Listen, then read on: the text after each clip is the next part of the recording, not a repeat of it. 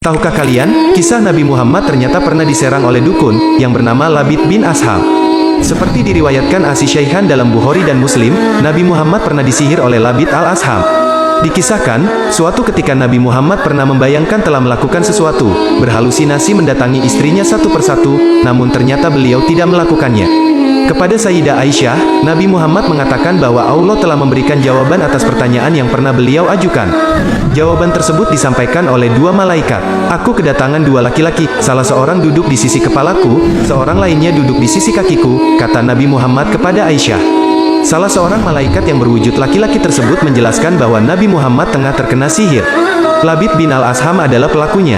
Kata malaikat tersebut, Labid menyihir dengan menggunakan sisir dan rambut Nabi Muhammad serta kulit mayang kurma jantan.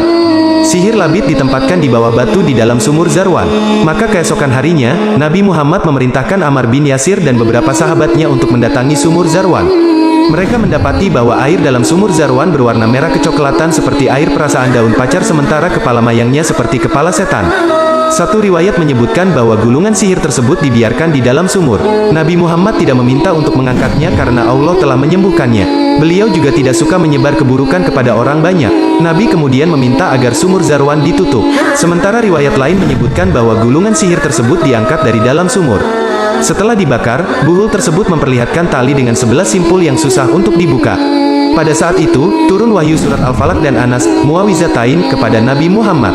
Setiap Nabi Muhammad membaca dua surat itu, maka terbukalah satu simpul tali itu dan demikian seterusnya hingga 11 kali. Sejak saat itu, sebelum tidur, Nabi Muhammad selalu membaca Muawizatain, Al-Falaq dan Anas. Ada yang menyebut Al-Ikhlas, Al-Falaq, Anas sebelum beliau tidur. Tidak lain, ini adalah untuk melindungi dirinya dari hal-hal yang tidak diinginkan seperti sihir. Kalau seandainya beliau sakit parah, maka Sayyidah Aisyah yang membacakan surat-surat tersebut dan mengusapkan tangannya pada tubuh Nabi Muhammad. Nah, seperti itulah saat Nabi Muhammad diserang dukun. Semoga cerita ini bermanfaat. Amin.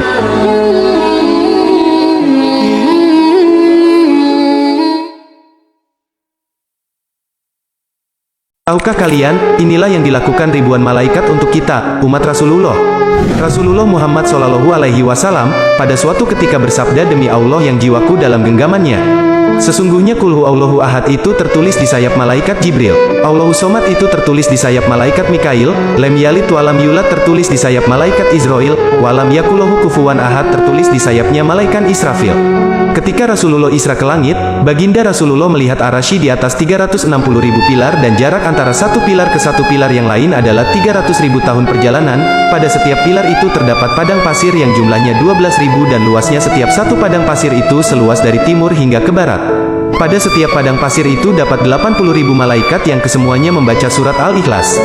Setelah mereka selesai membaca surat tersebut, maka mereka berkata, wahai Tuhan kami, sesungguhnya pahala dari bacaan kami ini kami berikan kepada umatnya Muhammad yang membaca surah Al-Ikhlas baik lelaki maupun perempuan. Subhanallah, sangat beruntung kita menjadi umatnya Nabi Muhammad ini. Semoga kita semua yang di sini menjadi lebih cinta kepada beliau saat tahu ini. Amin amin ya rabbal alamin.